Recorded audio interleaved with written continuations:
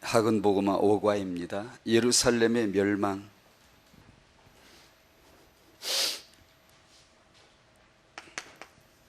왜 멸망했죠? 언약을 놓친 이스라엘.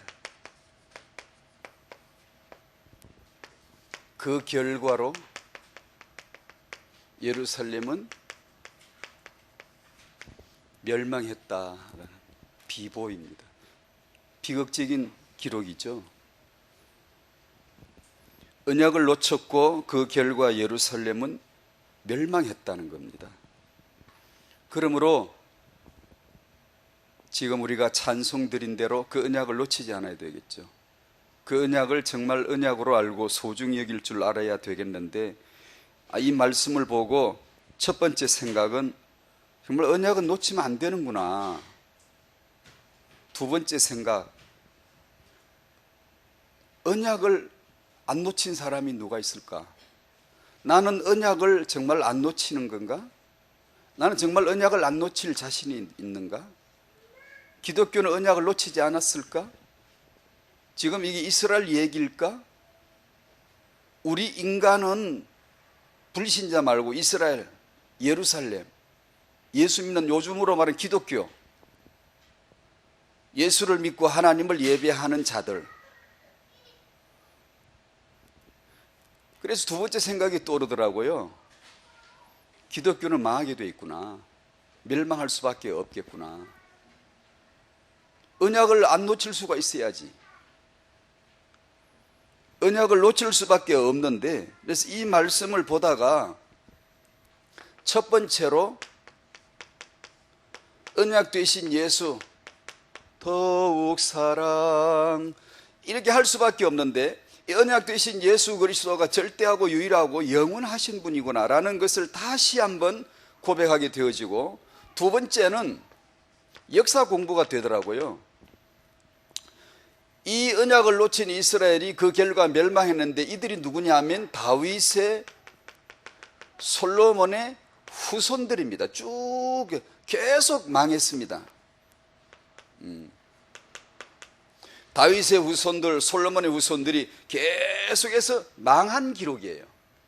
그런데 아주 신기한 건, 너무나 신기한 건요, 이들은 망해갔지만 언약을 놓치고 망각하고 이상한 짓을 하고 여호와의 백성이 우상을 더 섬겨요.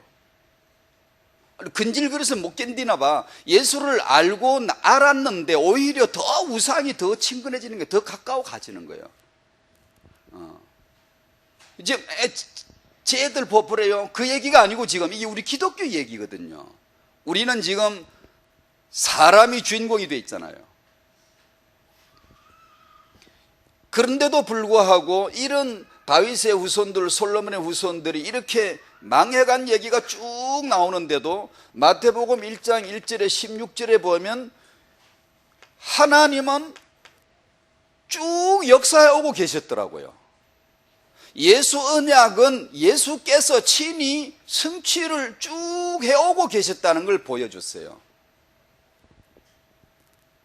여기서 역사의 공부가 되더라고요. 역사 공부. 역사의 주권자가 사람이 아니다, 예수다 라는 공부가 되더라고요. 다시 설명드릴게요. 이스라엘은, 유다는 언약을 놓치고, 그 말은 왜 언약을 놓치죠? 나 중심, 인간 중심이에요. 싹 다 인간 중심이거든요.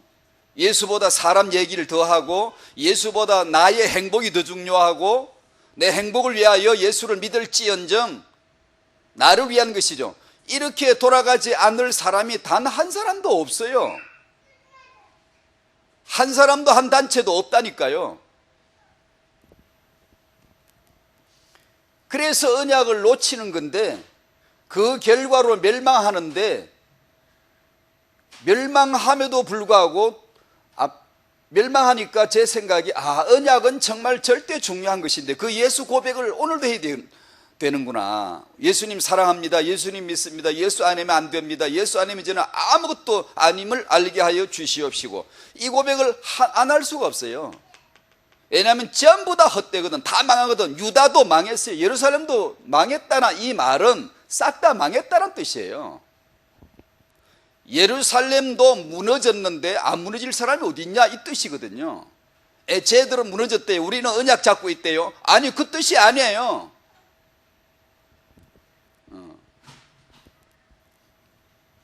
그래서 정말 예수라고 하는 언약은 내가 상상하는 것 이상으로 역사의 절대적인 하나님 언약이구나. 두 번째로, 인간은 망하지만 예수는 망하지 않는구나. 나는 망하지만, 이스라엘은 망했지만 하나님은 역사를 해오고 계셨네. 마태복음 1장 1절에서 16절, 예수께서 그 영세진 언약하신 대로 태어나실 곳에 태어나시고 태어나실 시간표에 시간 딱 맞춰서 11시 전도하기 시작하잖아요. 딱 시간 맞추잖아요. 똑같습니다. 예수께서 오셔야 될 시간표에 딱 맞춰서 오시고 오실 수밖에 없는 로마의 속국이 딱 되어져 있잖아요. 언약의 백성이 로마의 속국이 되어져 있잖아요. 그래야 예수께서 오실 배경이, 그 마국간이, 그 황제들이, 그 세상 왕들이 절비할 때 만왕의 왕이 오실 수 있는 무대가 딱 만들어진, 시간표 정확하게 예수께서 오시잖아요. 이스라엘은 언약을 놓쳐 망했지만 역사의 이면에는 우리가 이해할 수 없는 더 큰 이유가 있구나. 예수의 주권, 하나님의 주도적 역사 섭리가 있구나. 그러면 나는 어떻게 할 건데? 이렇게 해봤습니다. 예수 믿어야 된다. 난 예수님을 알아가야 된다. 난 예수님을 사랑해야 된다. 찬송 고백한 대로 이네요. 누구는 예수 몰라 멀어져 가고, 누구는 예수 믿고, 누구는 언약을 받았는데 놓치고, 우리끼리는 이런 사연들이 흥망성쇠가 뒤엉켜 있지만 하나님은 여전히 자기 시계대로, 자기 시간표대로 역사를 하신다. 그 하나님의 역사의 섭리의 주가 뭐냐? 예수다. 그러면 앞으로도 기독교는 언약을 놓치기도 하겠고, 어떤 또 새로운 어떤 전도자 일어나가지고 언약을 확 이렇게 부릴 듯 일어나게 하겠고, 어떤 단체는 언약을 지키려고 끝까지 몸부림치는 단체가 있고, 핍박을 받더라도, 또 많은 사람들은 이미 타협해서 사람 중심으로 돌아가 버렸고, 하지만 우리와 상관없이 예수의 언약은 성취되어져 갈 것이구나. 영원히 그분은 예수 언약을 이루시겠구나. 앞으로도 지금까지 이렇게 이루어 오신 그 언약을 이루시겠구나. 그럼 나는 뭐 해야 되지? 우리는 뭐 해야 되지? 그 예수를 믿읍시다. 그 예수님을 사랑합시다. 그 예수님을 알아가는, 더 알아가고 더 사랑해가는, 다행히 그 예수를 더 알아갈 수밖에 없도록, 더 사랑할 수밖에 없도록 흥망성쇠의 사연들이, 사건들이, 만남들이, 일들이 일어나게 될 것이다. 부부를 통하여, 자식을 통하여, 환경을 통하여 여러 가지 일들이 일어날 때마다 그것을 역주행하지 말고, 오해하지 말고, 언약으로 재석하고, 복음으로 재석하고, 예수 쪽으로 가는 쪽으로만 가면 비록 망한 것 같지만 예수님은 성취되어져 갔다. 그러므로 예수를 믿어야 되는구나. 내가 생각하는 것 이상으로 예수님은 중요한 분이구나. 아무리 역사에 별별 얘기가 있어도 하나님은 예수 언약을 이루어 가시는 분이구나. 이 생각이 들더라고요. 예루살렘의 멸망, 첫 번째는 비극적이었어요. 희망이 안 보여요. 예루살렘은 망하면 안 되는데 망한 거예요. 그죠? 예루살렘만큼은 건강했어야 돼요. 병들면 안 돼요. 예루살렘만큼은 예배가 살아있고 언약이 살아있어야 되는데 그들이 마지막 보루가 무너져 버린 거예요.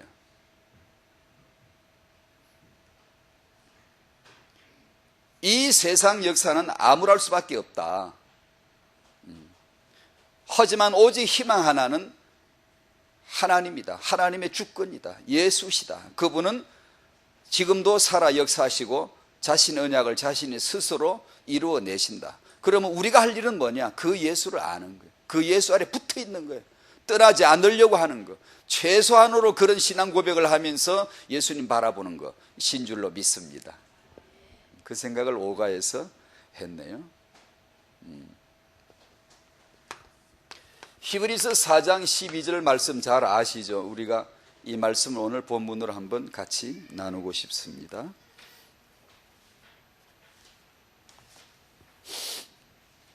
히브리서 4장 12절 말씀, 분별하시는 말씀. 말씀은 스스로 분별하시는, 스스로 계시는 분. 후대에게 이 말씀을 우리는 전달할 뿐이고 말씀께서 축복하실 것이다 하는 거고, 그걸 말씀 속에 언약은 유일하게 오직 예수시니까 예수 믿게 하는 것이고, 그 다음에 오늘 우리가 타행한 메시지로서 품은 주제가 이 자녀라 하여금 예수께 순종되도록, 말씀 듣고 순종되도록, 부모님에게 순종되도록 이 육아 목표를 한번 확고하게 정해봤으면 좋겠다 라는 메시지의 줄거리입니다. 히브리서 4장 12절 같이 보실까요? 다 같이 읽겠어요. 시작. 하나님의 말씀은 살아있고 활력이 있어 좌우의 날선 어떤 검보다도 예리하여 혼과 영과 및 관절과 골수를 찔러 쪼개기까지 하며 또 마음의 생각과 뜻을 판단하나니. 아멘. 많이 묵상해야 될 말씀이죠. 다 그렇습니다만은 하나님의 말씀은 살아있고, 다른 데서는 살아있잖아요. 살아있는 걸 볼 수가 없어요. 어떤 세상 구석에도 학교에도 종교에도 어느 위대한 분에게 갔어도 절대 살아있는 걸 볼 수가 없는 게 세상이에요. 아무도 살아있지 않습니다. 유일하게 하나님의 말씀만 살아있어요. 나머지는 싹 다 죽은 거예요. 이 말씀만 살아있고 활력이 있어서 뭐 하시죠?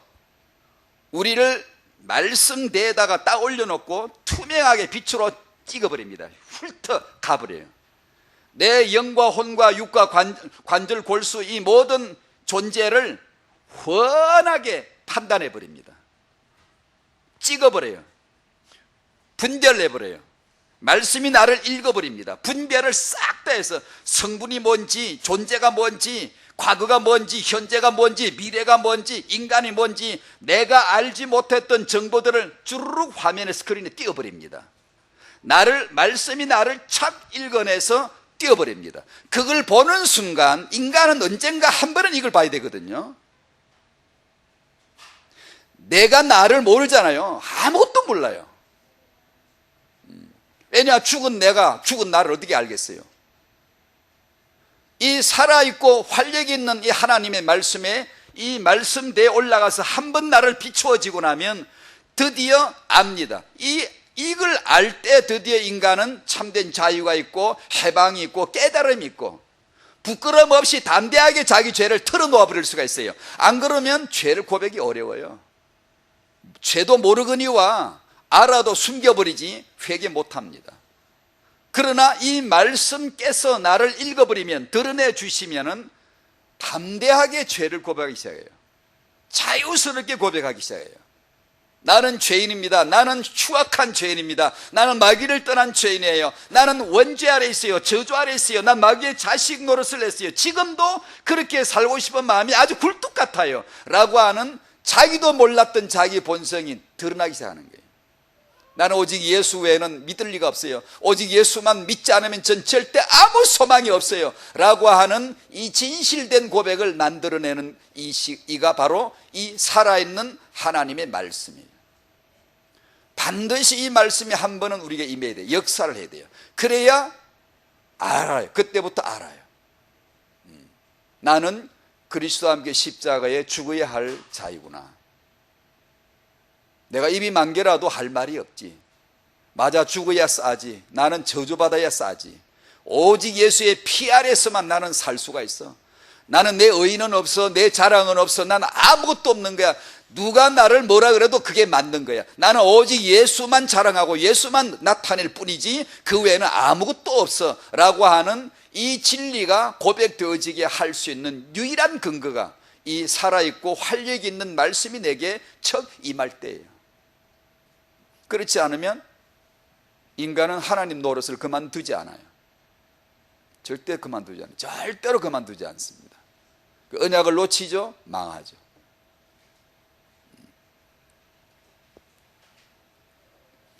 내 눈에 보기는 멀쩡하게 살았는데 성경은 말씀하시기를 다 죽었대요. 희한하죠. 제가 보기에는 바리새인은 정말 존경스러운데 그런 양반이 있으면 정말 존경받아요. 근데 성경은 뭐라고 하는가니 마귀의 자식이라고 그러네요. 내가 보기에는 아벨은 얻어맞아 죽었는데 성경은 말씀하기를 아벨은 지금도 살아서 말하고 있대요. 내가 보기에는 참 잘 입고 잘 먹고 부잣집에 잘 사는데 성경은 말하기를 망한 자, 지금 죽은 자라고 그러네요. 참 다르죠. 분별하는 자와 분별할 수 없는 자가 차이가 이렇게 크죠. 이 분별하는 것은 그야말로 은혜인 줄로 믿습니다. 이 은혜가 임해야 됩니다. 그 은혜가 오늘 본문으로 말하면 말씀으로 임하는 거죠. 말씀으로.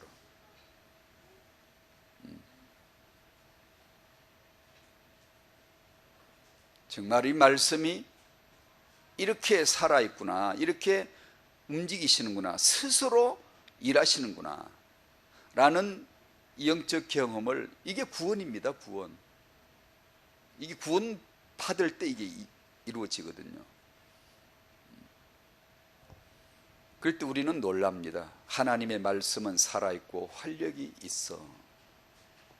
좌우에 날선 어떤 금보다도 예리하구나. 내 혼과 영과 및 관절과 골수를 찔러서 다 쪼개어내고 마음의 생각과 뜻을 훤하게 분별해버려요. 척 드러내버려요. 그때 우리는 웁니다. 그때 우리는 무릎을 꿇습니다. 그때 우리는 자유합니다. 당당하게 죄를 드러내버리고 당당하게 너무 기쁘게 회개합니다. 유쾌하게 된 날이 주 앞으로부터 이르는 것을 경험하게 되어지고 하나님의 말씀을 그날부터 사모하기 시작하는 거예요. 말씀을 전하는 종이 너무 귀하고, 말씀을 가르쳐 주시는 선생님이 너무 귀하고, 말씀이 있는 강단이 너무 귀하고, 그 말씀을 받는 교회 우리 공동체가 너무 고귀해지고 이리 되는 거예요. 성경책이 너무 고귀하고.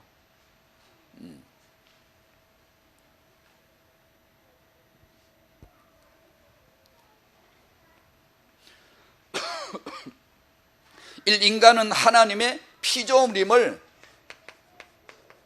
나란 존재는 피조물임을, 무슨 피조물이죠? 이 피조물은 칠판을 위해 글을 쓰도록 이 보면대가 있고 가의자가 있고 우리 교회로 하여금 하나님을 예배할 수 있도록 환경을 제공하는데 목적이 있잖아요. 피조물이요. 지금 만들어 제작물이잖아요. 제작을 했잖아요. 여기 맞추어서 사이즈도 제작을 했잖아요. 이 사이즈가 하나는 이렇게 기더라 이만큼 나오고, 그러면 안 맞잖아요. 딱딱 맞추었잖아요. 저희들은 피조물인데 어떤 피조물이죠? 예수를 위하여서 만들어진 피조물이에요. 예수를 위해서.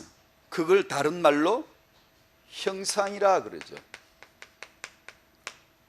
형상이란 말은 우리가 인간의 가치를 논할 때 줄곧 쓰기도 합니다만 그 뜻보다는 예수 형상을 위해서, 예수만이 형상이신데 그 형상 예수의 목적 달성을 위해서 만들어진 형상들이에요. 피조물로서의 형상. 그 예수를 위하여 만들어진 피조물로서의 인간 정체성이 말씀에서 드러나지 않으면 인간은 인본주의가 되어버려요. 우리를 위하여, 하나는 우리를 위해서 있는 것 같아요. 그래서 2번 나중심이라고 하는 이 타락이 나옵니다. 나중심은 가장 타락임을 분별해야 하는데요. 예수 없이 나중심, 창세기 3장 5절에 사단이 만들어준 하나님, 인간은 하나님처럼 살게 하죠. 사단 마귀의 성질이 들어와서 하나님처럼 살도록 아주 그냥 기계화되어 있어요. 자동화되어져 있어요. 그래서 언약을 금방 놓쳐버리는 거예요. 언약을 금방 놓쳐버려요. 안 놓칠 사람이 없다니까요. 그래, 지금도 우리는 언약을 놓친 자라고 자기를 아예 그렇게 아는 게 좋습니다, 여러분. 누구 다른 단체 이스라엘 말하가 우리가 언약을 놓쳤다는 걸 빨리 알아야 돼요. 빨리 알고 그 언약 예수 또다시 들어야 되고, 예수 고백해야 되고, 예수께로 또다시 가는 그 신앙만이 유효함을 고백을 드려야 돼요. 나 중심, 이거보다 더 추악한 건 없다. 나 중심, 이거보다 더 마귀적인 것은 없다. 나 중심, 이거보다 더 죄는 없다. 토요일날 우리 청년들 모임이 있어서 서울전도학교에 찬송을 주 예수여 죄에서 풀어주사 곧 정결케 하옵소서 찬송을 부르는데 제 마음에 떠올랐어요. 우리는 어떤 죄에서 풀어달라고 지금 노래했을까? 여러분, 그 찬송 부를 때 무슨 죄 그럼 뭐가 생각이 날까요? 행위적으로 짓는 죄 생각이 날 수 있죠. 맞습니다. 당연히 그렇겠죠. 하지만 진짜 추악한 죄는 나 중심이에요. 예수 중심을 던져버리고 나 중심으로 살고자 하는 거예요. 가장 추악한데 이걸 몰라요. 분별이 안 돼요. 하나님의 말씀이 내 혼과 영과 관절골수를 찔러 쪼개면 마음의 생각과 뜻을 판단해내면 진단을 해버립니다. 이렇게 쭈르륵 정보가 스크린에 띄어버려요. 얼마나 마귀 자식인지, 얼마나 악한지, 얼마나 추악한지, 얼마나 자기 중심적인지 이것을 말씀이 척 찍어버려요. 그때 이걸 이제 고백하게 되죠. 나 중심이 이게 가장 추악한 죄악이구나. 이 죄에서 나를 풀어 주시옵시고 나를 정결케 해달라고 기도할 수밖에 없어요. 이런 본성이, 언약을 놓치고 나 중심으로 돌아가는 본성이 본질적으로 이게 우리에게 아직 있기 때문에 예수를 믿어도 이 본성으로 믿을 가능성이 너무 많은 거예요. 구원을 받을 때도 이 나를 위해서 구원을 받을 수가 너무 많은 거예요. 그럼 그게 다 틀렸단 말이냐? 아니에요. 그렇게 사시다가 어느 날 내가 아니라 예수께로 중심축이 척 옮겨가는 은혜를 체험하시기를 바랍니다. 그걸 반드시 받으셔야 돼요. 안 그러면 끊임없이 나 중심으로 뭘 구하게 돼요. 우리가 그걸 피할 수가 없다니까요. 우리가 믿음이 안 좋아서 뭐 굉장히 나빠서 그런 게 아니에요. 사람이 다 똑같아요. 예루살렘도 그랬어요. 나 중심, 물질 중심, 성공 중심. 왜 인간은 이게 집착하고 있을까? 사단이 바로 그걸 만들어줬어요. 오직 복음은 오직 예수뿐인 줄 믿습니다. 갈라디아 2장 20절 그래서 내가 그리스도와 함께 십자가에 못 박혔나니란 말씀으로 복음을 풀이해 주세요. 내가 죽는 것부터 시작하는 거죠. 왜 죽어야 되죠? 사단이 만들어준 하나님, 그 신이 된 나, 예수 중심을 던져버리고 나 중심으로 종교를 만드는 나, 이것을 죽이는 데서부터 십자가의 복음이 펼쳐지는 거예요.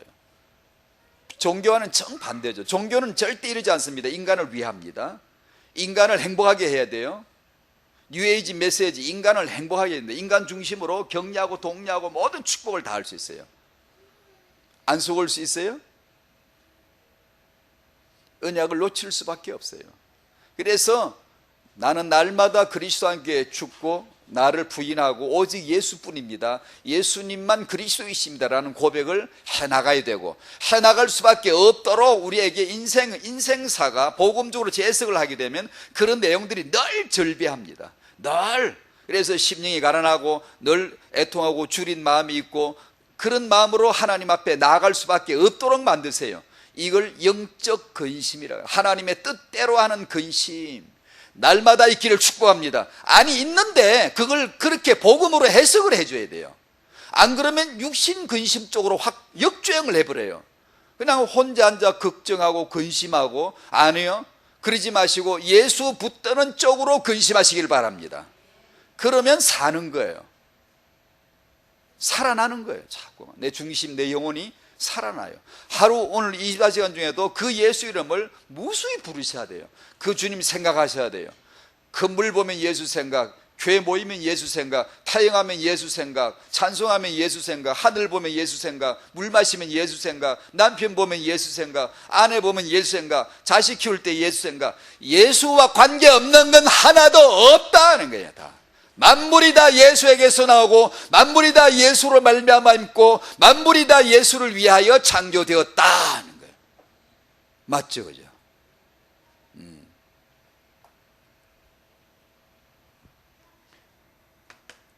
스스로 분별하시는 하나님의 말씀. 하나님은 스스로 사시는 창조주이시고 예수님은 스스로 사시는 그리스도이십니다. 지난번 우리 말씀에서 이 내용을 나누었습니다. 하나님도 나는 스스로 있는 자니라, 그리고 예수님도 나는 스스로 있는 자니라, 이렇게 동일하게 말씀을 해주신 이유는 쉽게 알라고, 내가 그분이야, 그분이 나야 라는 것을 쉽게 알도록, 뭐 어려운 신학을 해야 아는 게 아니고 누구든지 쉽게, 예수 믿는 사람은 금방 알도록, 아, 예수가 여호와시구나, 여호와가 예수시구나, 예수가 영원하신 창조주이시구나, 요한복음 1장 1절 2절 3절 그분이 창조주이시구나, 예수를 위하여 모든 것을 창조하셨구나, 누가 창조했는데 예수께서 창조하셨구나, 이 한마디, 역사를 꿰뚫어버리는 이 한마디, 이 하나님의 말씀이 여러분에게 임하셔야 내 인생, 내 역사, 세상 보는 눈이 복음으로 보여진단 말이에요. 안 그러면 금방 어제까지 복음으로 봤는데 오늘 그냥 눈이 어두워져 버려. 그냥 육신적인 근심만 하고 한숨만 쉬고 싸우기나 하고 시비나 걸고 이러고 산단 말이에요. 또 금방 이게 눈이 어두워져 버리면. 성경은 오직 예수만을 증거하는 하나님의 책이다. 엄청난 거죠. 그래서 우리는 성경을 들고 다닙니다. 믿습니다. 성경 속에는 어디를 펴도 유기적으로, 창세기도 계시록도 동일하게, 그 말이 유기적이라고 말이에요. 창세기를 펼쳐도 계시록을 펼쳐도 한마디만 나와. 예수, 예수, 예수만 그리스도야, 이 말씀만 나온다고 해서 아, 성경은 살아있는 몸처럼 유기적이구나. 단지 책이 아니라 여기 건드려도 예수 피, 여기 건드려도 예수 피, 유기적으로 연관이 하나구나. 점진적으로 예수 나타내구나, 모형론적으로 예수 나타내구나, 암시적으로 예수 나타내는구나, 예언과 성취로 예수 나타내는구나, 사물을 통해 예수 나타내는구나. 왜 망했지? 예수 놓쳤어. 그 예수를 알게 하는 겁니다. 예루살렘은 이렇게 해서 망했다, 우리에게 메시지, 너 예수 놓치면 안 돼, 예수 믿어야 되지, 이런 뜻이죠. 성경은 오직 그 예수만을 증거해 주시는 책입니다. 그래서 성경책 하나를 깨달으면 있던 책을 다 없애버리는데, 우리가 책이 자꾸만 늘어간다는 이유는 성경책을 아직도 제대로 우리가 못 깨달았다는 뜻 같아요. 괜히 헛소리가 아니고, 이게 역사 보면 그런 분들이 들어들어 있으세요. 들어들어 있으세요. 어느 날 이 성경책을 얼마나 깨달았는지 모르지만 오직 예수를 깨달은 거죠. 본 거죠. 자기 서재 모든 책을 없애버린 사람들이 들어들어 있어요. 사도 바울은 예수를 알고 나서 싹 다 배설물이라 그랬어요. 배설물이라고. 명백하게도 그가 말한 배설물을 우리 기독교인들, 우리들에게는 아직도 너무 흥미가 많고 관심 많고 기도의 제목이 될 수가 있어요. 지금도. 근데 우리가 이 성경에서 이 오직 예수를 발견하는 순간 우리도 바울처럼 그걸 배설물 얘기일 텐데, 있던 책을 다 없앨 텐데 왜 자꾸 책들이 찍어나오고 왜 자꾸 책이 많아질까? 성경책을 아직 몰라서 아닌가 싶단 말이에요. 3번, 하나님의 말씀은 스스로 증거하십니다. 그래서 이게 첫 번째는 여러분이 아니라 저 같은 이런 메신저에게 생각이 났습니다. 이 얘기는 오늘 간단히 합니다만은 제게는 너무 심각한 기도예요. 저는 이 기도밖에 진짜 할 게 없어요. 말씀, 살아있고 활력 있는 말씀을 그대로 손상하지 말고 그대로 전달할 수만 있으면 이런 종이 하나 나오면 얼마나 좋겠어요. 여러분의 기도 제목 하나 내드릴게요. 정말입니다. 정말입니다. 이게 여러분의 자녀들이 하나님의 살아있고 활력 있는 이 말씀 그대로를 증언할 수 있는, 가르칠 거 없고요, 무슨 말씀을 가르치 오래 말씀을 잘 가르치려고 연구하는 게 아니라 설교를 잘해야지, 그런 따위를 말하는 게 아니라 그런 썩은 인본주의 학문이 중요한 게 아니고요. 말씀을 잘 가르치기는 뭘 가르치겠어요? 말씀이 스스로 알아서 역사를 하시는데, 말씀이 살아있는데, 스스로 살아있고 스스로 증가하시고 스스로 역사를 하시는데, 그런 주의 종이 되게 해달라고 한번 기도해 보십시오, 여러분. 그런 살아있는 말씀을 그대로 전달할 수 있는, 정언할 수 있는, 그걸 정언이라 그래요. 정언이란 말은 뭘 가르치는 게 아니에요. 이렇게 정말 실력을 많이 갖춘 주의 종도 필요하겠지만, 베드로만한 목사 아직도 못 나오잖아요. 어부밖에 아니에요. 베드로는 살아있고 활력 있는 말씀을 그대로 전언하는 종이었고요. 우리 같은 사람은 그걸, 베드로를 못 따라갔네요. 제가 베드로만큼 책을 덜 읽었겠어요? 모르긴 하지만 적게 읽었을 수도 있어요. 그렇지만 일반적으로 그 시대 상황이나 지금 시대 상황을 비교해 보면 지금 제가 아니라 지금 있는 분들이 훨씬 더 많이 읽으실 수 있죠. 하지만 베드로만은 목사 나오기가 어려운 이유가 뭐죠? 오직 그들은 성령의 나타나심으로 복음을 전했고요, 지금은 우리의 실력으로 가르치는 것 같아요. 그래서 저는 여러분 보고 이건 아무 할 말은 아니고요, 정말 이 기도밖에 할 게 없네요. 이것만 마음의 고민이네요. 말씀이 증거되어질 수 있는, 남을 가르치는 자가 목사가 아니고 성령의 나타나심으로 예수 복음을 전할 수 있는 종 되기를 원합니다. 여러분 자녀에게 그런 주의 종 나오기를 축복해요. 기도하세요. 계속 기도하세요. 그런 종 나오게 해달라고. 그러면 그 시대 살리거든요. 형편없이 믿음도 안 들어갈 것 같은데 그런 주의 종 앞에 오면 믿음이 들어가 버려요. 저 사람은 절대 믿을 것 같지가 않아. 예수님 앞에 오면요, 죄다 믿어버려요. 저 사람은 금방 믿을 것 같은데 잘 안 믿어요. 왜냐하면 우리가 이 주의 종이 예수가 나타나는 메시지를 안 하면 그래요. 이런 핑계 저런 핑계가 자꾸 나와요. 그래서 여러분들은 그런 주의 종을 위해서 기도해 주시고, 여러분 자녀 중에 나오기를 기도해 주시고, 그 나와야 시대예요. 시대에 그런 종이 나와야 돼요. 나오면 욕먹겠지만, 이단으로 누명 찍히겠지만 그런 종들이 나와야 돼요. 그래야 많은 사람을 살립니다. 주는 그리스도시요 하는데 사람들이 막 살아나는 거예요. 그게 무슨 말씀을 풀어준 것도 있지만 그렇지 않아도 괜찮아요. 근데 그 성령의 나타나심으로 주가 그리스도 되심이 주의 종에게서 발설이 되어지면 사람들이 살아나 버린다고요. 왠지 몰라, 뭔지 모르는데 막 살아나요. 그게 복음의 역사거든요. 그런 주의 종들이 여러분의 후대에게서 나와야 되고요. 그러면 시대를 확 살려버립니다. 아직 이 사람들은 믿을 것 같지 않아. 아니, 소용없어요. 살아있고 활력 있는 말씀이 영과 혼과 관절 골수를 찔러 쪼개내고 사람의 마음과 생각과 뜻을 훤하게 드러내버리면 엎드려서 어찌할꼬 한다니까요. 절대 안 믿을 것 같은 사람이 믿는다니까요. 귀신이 떠나고 병자가 일어나고 예수를 고백하고 이런 역사가 있다니까요. 어떻게? 말씀이 역사를 하시는 거예요. 우리가 기도해야 되겠지요? 그런 말씀 역사를 위해 기도하고, 그런 교회 되도록 그런 주의 종 위해서 기도해드리고, 그런 말씀의 종 여러분 후대에게 나오도록 기도하고, 아마 역사가 나중에 우리에게 증언해 줄 거예요. 그 기도가 얼마나 중요했으며 너의 그 기도가 시대적으로 최고의 기도였다고 아마 증거를 받을 거예요. 너무 중요해요. 너무.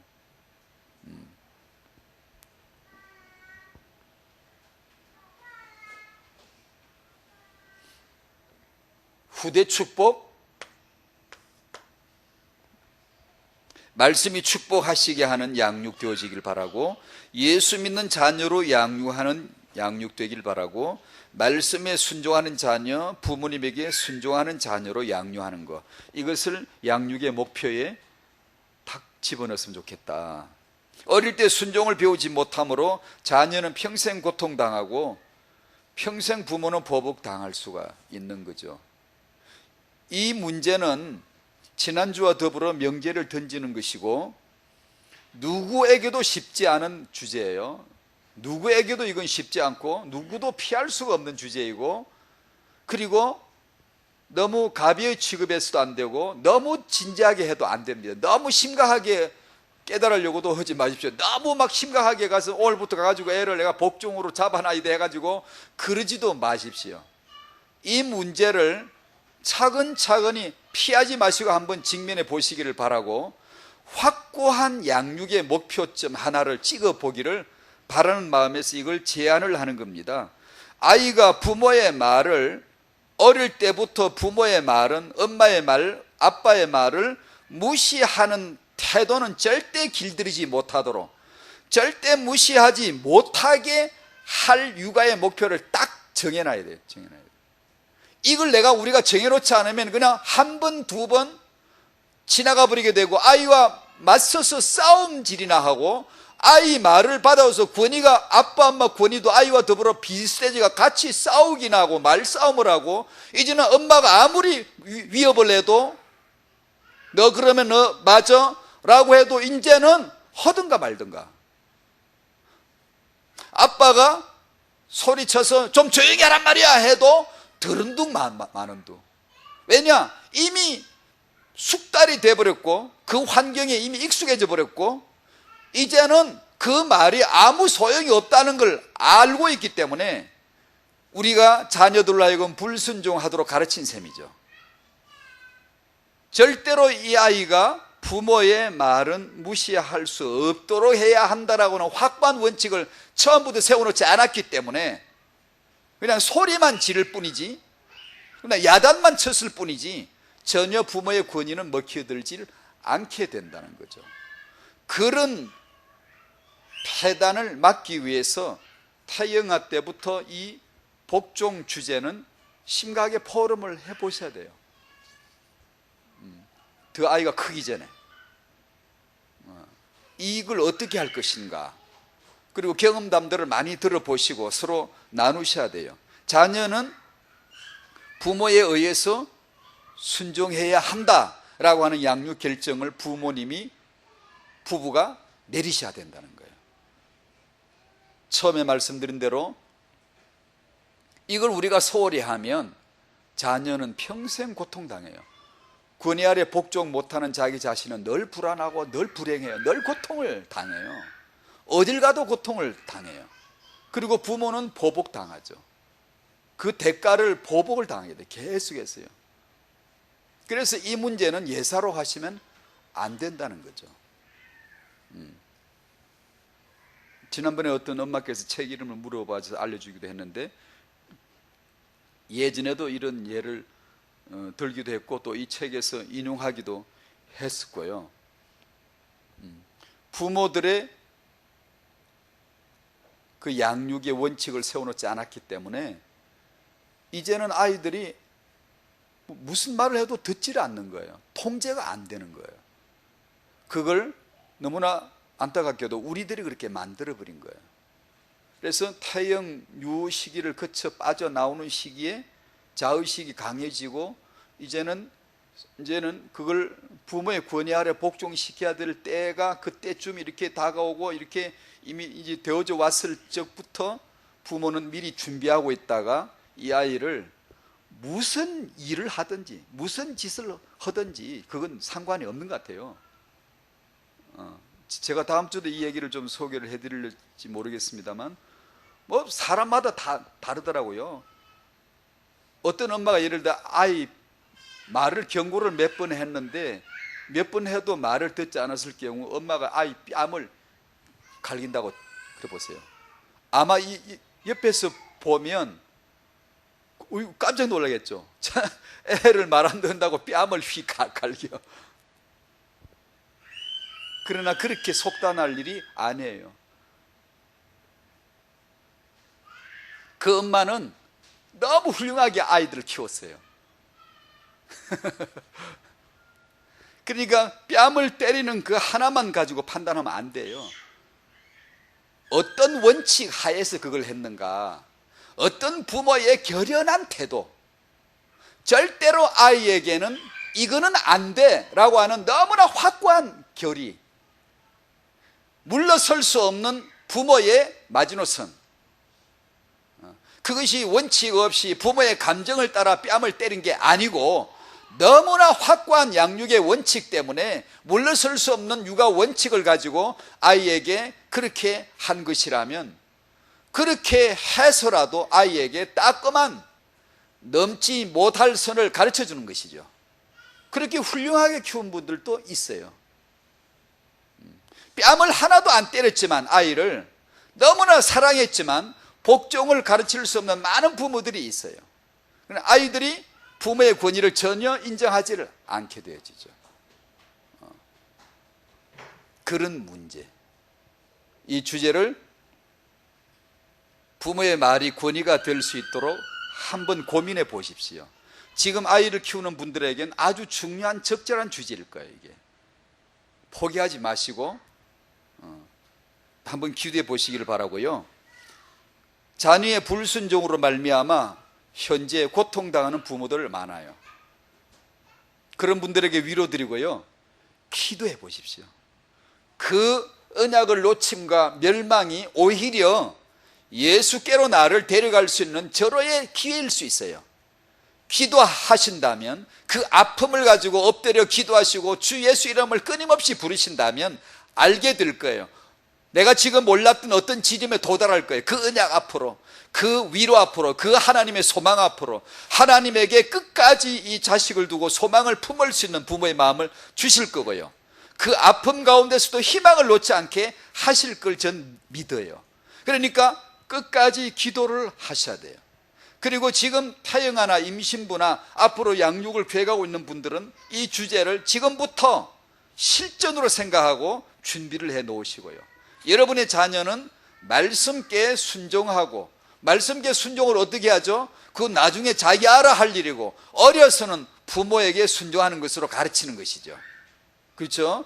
부모에게 권위에 순종함으로 말미암아 지금은 예배 드리는 거야, 지금은 말씀을 받는 거야, 지금은 기도를 드리는 시간이야, 그런 건 안 하면 좋겠어 라는 부드러운 말도 이 아이에게는 권위 있게 되어져서, 아, 알았지, 엄마가 저렇게 말씀할 때는 내가 순종해야 되는 거야, 알 만큼 이 아이를 순종을 가르쳐 줄 수 있는, 누구도 쉽지 않아요.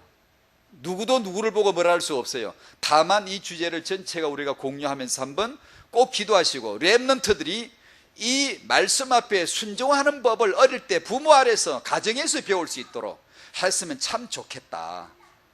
하나님 우리로 하여금 주님에게 복종할 줄 아는 부모가 되고, 우리 자손들을, 우리 후대들을 부모에게 복종할 수 있는 자, 말씀께 복종할 수 있는 자로 양육하게 하여 주시옵소서. 아멘. 그런 축복이 여러분들에게 임하시기를 축복드립니다.